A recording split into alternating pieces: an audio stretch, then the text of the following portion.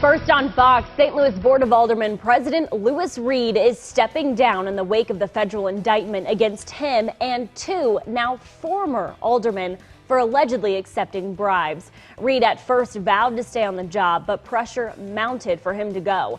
Elliot Davis has more on the reasons Reed gave for resigning. Now all three members. And another St. Louis political figure indicted on federal corruption charges. Court documents allege Tony Weaver Sr., who was fired at the St. Louis County Jail, hatched a scheme to fraudulently obtain COVID-19 relief funds for a local businessman, all in exchange for a share of the proceeds. He's facing 20 years in prison. Fox 2's Mike Colombo takes a closer look at the FBI investigation. I'm Mike Colombo, Fox 2 News. And County Executive Dr. Sam Page's office said today that the controls put in place by Dr. Page's administration for the distribution of federal funds prevented any theft of taxpayer funds. He says the indictments are not related to work he was doing for the county executive. And meanwhile, as summer starts for St. Louis area students, summer school and summer camps are also starting right up. But the rise in COVID cases is making some measures mandatory once again. Here's how area schools may be changing their rules. A spike in COVID cases isn't one any. And the Parkway School District says after county COVID levels are updated on Friday, they will then tell families what the plans for summer school masking will be when it starts Monday. In a Fox 2 follow-up, a new bill that eases liquor regulations was introduced at the St. Charles City Council meeting tonight. Fox 2's Stephanie Rothman talked to locals against the changes, claiming it will lead to increased drinking and crime. Many Fox 2 News. When Fox 2 News at 11 continues. These are the same green Converse on her feet that turned out to be the only clear evidence that could identify her at the shooting. An impassioned plea for gun reform from Uvalde, Texas's most famous native. Temperatures were pretty comfortable out there today. Only a few isolated storms earlier. It's quiet now, but it will not be quiet later tonight. How about the record numbers for today? No record-breaking temps, but it was a little above normal at 86, the normal high 84. We're going to add some rain to the rain gauge later tonight. We'll tell you exactly how that plays out coming up.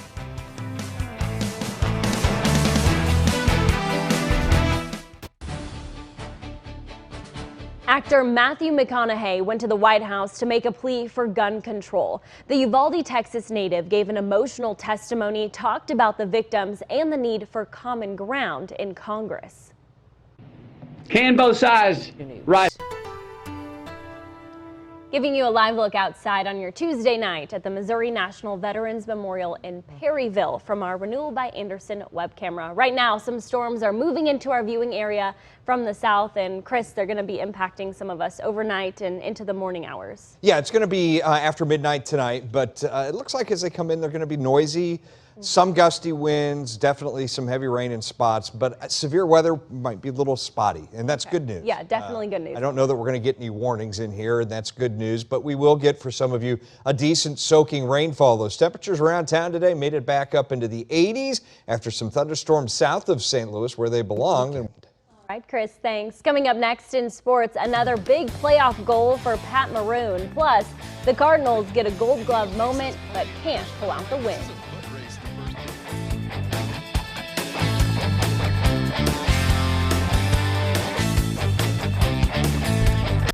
New at 11, Scooby-Doo fans can soon book a stay in a real-life mystery machine. It's all part of a 20th anniversary celebration for Scooby-Doo the movie.